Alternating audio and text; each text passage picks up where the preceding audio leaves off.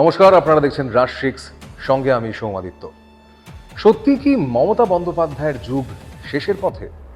সত্যি কি তৃণমূল কংগ্রেসে শুরু হয়ে গেছে নতুন অধ্যায়?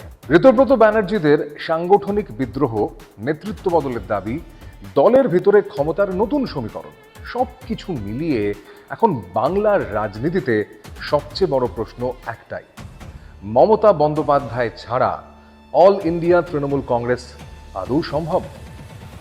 প্রশ্নটা শুনতে হয়তো অনেক সহজ, কিন্তু উত্তরটা মোটেও সহজ নয়। কারণ এখানে শুধুমাত্র রাজনৈতিক সমীকরণের কথা বলা হচ্ছে না, এখানে বেশ কিছু প্রশ্ন উঠে যাচ্ছে। প্রশ্ন: একটি দল কি তার প্রতিষ্ঠাতাকে ছাড়িয়ে বা সরিয়ে বাঁচতে পারে?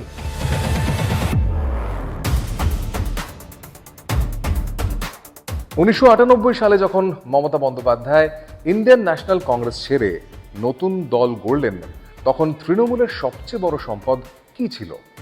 না বিশাল সাংগঠনিক শক্তি, না বহু বছরের পরিকাঠামো, না অঢেল অর্থবল। ছিল একটাই জিনিস: মমতা বন্দ্যোপাধ্যায়। রাস্তায় নেমে আন্দোলন, প্রতিবাদ, লড়াই, অদম্য জেদ। দিদি তখন শুধুমাত্র কোনো নেত্রী নন, তিনি হয়ে উঠেছিলেন বাম বিরোধী রাজনীতির প্রধান মুখ। তৃণমূলের জন্মই হয়েছিল মূলত একজন মানুষের রাজনৈতিক বিশ্বাসযোগ্যতার উপর ভিত্তি করে। আজ এত বছর পরে দল সেই প্রতিষ্ঠাতাকেই সরানোর প্রশ্নে দাঁড়িয়ে। কিন্তু এখানেই একটা বড় আইনি এবং সাংগঠনিক প্রশ্ন উঠে আসছে।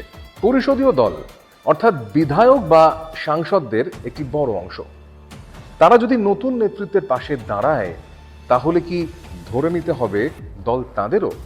সবসময় কিন্তু সেটা নয়, কারণ পরিষদীয় দল আর সাংগঠনিক দল এক জিনিস নয়। বিধায়করা নিজেদের নেতা বেছে নিতে পারেন, সাংসদরা নিজেদের সংসদীয় মুখ বেছে নিতে পারেন, কিন্তু দলীয় চেয়ারপারসনকে সরিয়ে দেওয়া, সেটা নির্ভর করে দলীয় সংবিধানের উপর। যদি অল ইন্ডিয়া তৃণমূল কংগ্রেসের সংবিধান বলে দলের শীর্ষ পদে পরিবর্তন আনতে নির্দিষ্ট সাংগঠনিক বৈঠক লাগবে, তাহলে প্রশ্ন উঠবেই, সেই বৈঠক ডাকবে কে? সঠিক প্রক্রিয়া আদৌ কি মানা হচ্ছে? কোরাম কি ছিল? আর সবচেয়ে বড় কথা, মমতা বন্দ্যোপাধ্যায়ের অনুমোদন ছাড়া সেই সিদ্ধান্ত কতটা বৈধ?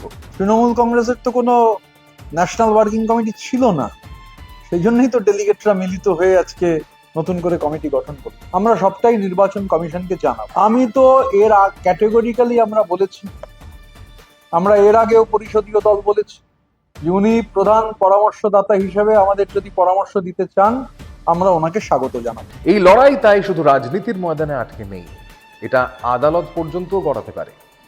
কিন্তু আইন ছেড়ে যদি রাজনৈতিক বাস্তবটার দিকেও তাকানো যায়, তাহলে আরো বড় প্রশ্ন সামনে আসবে।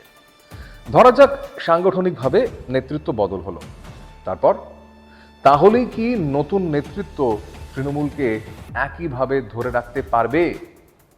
এখানেই আসল বিষয়। কারণ তৃণমূল এমন একটা দল যেখানে বহু মানুষের কাছে তৃণমূল কংগ্রেসের মানে অবশ্যই মমতা বন্দ্যোপাধ্যায়। দল আগে নয়, মমতা আগে। অনেক ভোটার ঘাস ফুলে ভোট দেন, তার কারণ তাদের চোখে সেটা মমতা বন্দ্যোপাধ্যায়ের প্রতীক। এটাই হলো গ্রাউন্ড রিয়ালিটি। हम लोग ये समझते हैं तृणमूल कांग्रेस मीन्स ममता बनर्जी और ममता बनर्जी मीन्स तृणमूल कांग्रेस। ममता दीदी का एक लॉन्ग स्ट्रगल के ऊपर खड़ा होकर ये तृणमूल कांग्रेस है। আর এখানেই সেই প্যারাডক্স। মমতা বন্দ্যোপাধ্যায় তৃণমূলের সবচেয়ে বড় শক্তি, আবার হয়তো সবচেয়ে বড় দুর্বলতাও। কারণ পুরো দল যদি একজন মানুষকে কেন্দ্র করে দাঁড়িয়ে থাকে, তাহলে সেই মানুষটিকে সরানোর মানে শুধুমাত্র লিডারশিপ চেঞ্জ নয়, সেটা আইডেন্টিটি চেঞ্জ। দলের চরিত্রটাকেই বদলে দেওয়ার চেষ্টা, ক্ষমতার কেন্দ্র সেটা বদলে যাওয়া। অনেকে বলবেন নতুন বা পরবর্তী প্রজন্ম তৈরি হচ্ছে, আরও মুখ আছে, নিশ্চয়ই আছে, কিন্তু রাজনৈতিক দক্ষতা আর জনমানসে আবেগ তৈরি করা এক কথা নয়। মমতা বন্দ্যোপাধ্যায় 3 দশকের লড়াইয়ে যে আবেগ তৈরি করেছেন, সেটা রাতারাতি অন্য কারো হাতে যায় না। এই জায়গা অর্জন করতে হয়।